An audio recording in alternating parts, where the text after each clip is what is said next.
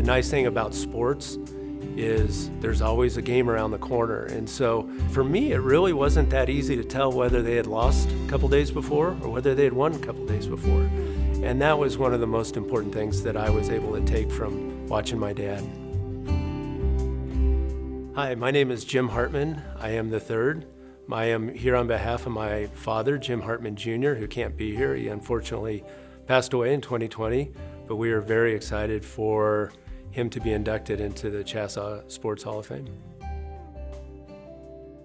My father grew up in Colorado Springs. His father grew up in Colorado Springs. I grew up in Colorado Springs, so I'm a third generation native, and my mother moved from Kansas and Oklahoma to come to Colorado Springs, and they met when my mother was a bank teller and got married. And I have one older sister, Diane Hartman. My parents have lived in Colorado Springs ever since. My father was in the ROTC up at Colorado A&M, which is now CSU. He became a jet fighter pilot. He had a pretty promising career, but he decided to give it all up to become an educator. So he worked at the high school that he went to, which is Colorado Springs High School. After 1 year, they opened up Wasson, and he went to go work at Wasson for 6 years, where he coached numerous sports. Then they opened up Mitchell High School in 1965, and he coached there for 18 years. After that, he coached at Widefield for 7 years, and then at Doherty High School for 4. So he had a total of 29 years of head coaching experience in football. He did find success at Mitchell, but it didn't start off that way. He had a really tough first year with just only a couple wins. His next year, he went 6-4, and then he had a couple of years where he really couldn't get a winning record. And the first 9 years, his winning percentage was about .560. The next 9 years, his winning percentage was 79%. So he really latched on to things that made their team successful, and he really got it moving forward, and it showed in their record. The couple things that he did that I think was really important, and it was a little bit of his foresight or practice for him, but he really made it an effort to try to schedule out-of-conference games all over the state so that they could travel and the kids would learn how to travel, because he thought that when they got into the playoffs, they would need to travel. But there was always the crosstown rival, and Wasson and Mitchell had a great rivalry for a long time. When he started coaching, he got into this sidetrack or this minutia that he was keeping track of statistics, and he was trying to do all these things. And he finally one day realized, this is not helping me win games. And so what he really tried to do is he tried to interact with the players and spend as much time coaching and being the most effective coach that he could be. So one of the things that he did early on in his career is he started the platoon system, where, if you don't know, it's where the offense players stay on the offensive side and the defensive players stay on the defensive side.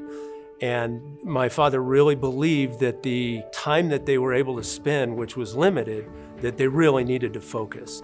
And so he platooned his players, and most people said, you have a great running back. Why aren't they playing defensive back? And he said, I want to spend as much time coaching them at running back. So he was very successful, but the great thing that was kind of an outcome of that is what happened is he needed more players. And so they invited more people onto the field. He never cut a player in his life. And if he had a team that had 85 students, that's just what it was. And he loved having that large number of players out there. He got into the playoffs for the first time as a coach. They went all the way to the state finals in 1973. And they played a pretty stacked Wheat Ridge team. And my dad had some good players, but when they got out of that game, my dad said, I am never going to get into the state finals and lose again. And he got into the state finals 3 more times, and he won all 3. One of the things that I am most proud of is he was a coach for a lot of years, and he got to know a lot of people. And it was great everywhere we went. Somebody would go, hey coach, hey coach. It was everywhere. Every supermarket visit was talking to somebody about coaching. My mom became a lifelong football fan and watches football every time that she gets a chance. We went to every game. It was a lot of fun. he really had a way to communicate by bringing humor onto the field. So sometimes you would absolutely get your butt kicked on Saturday, Friday, and Monday you'd come into the locker room and the first thing he would say is, we're gonna go out on the field. And he actually did this once, as he said, we're gonna bring a shovel, we're gonna bury the film. There's nothing to learn from that. We're gonna move on. And so the players really reacted to that.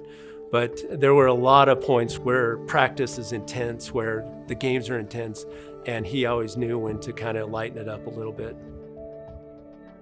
My dad is in a fair number of Hall of Fames. He's in the Colorado Springs Sports Hall of Fame, the Palmer High School Hall of Fame. He's in the Colorado High School Coaches Association Hall of Fame. I talked to some people about, they were lamenting that he actually didn't get inducted while he was still alive. But the one thing that I kind of take from this is it really gives me an opportunity to celebrate my dad publicly once again. That's a great opportunity that most people don't have.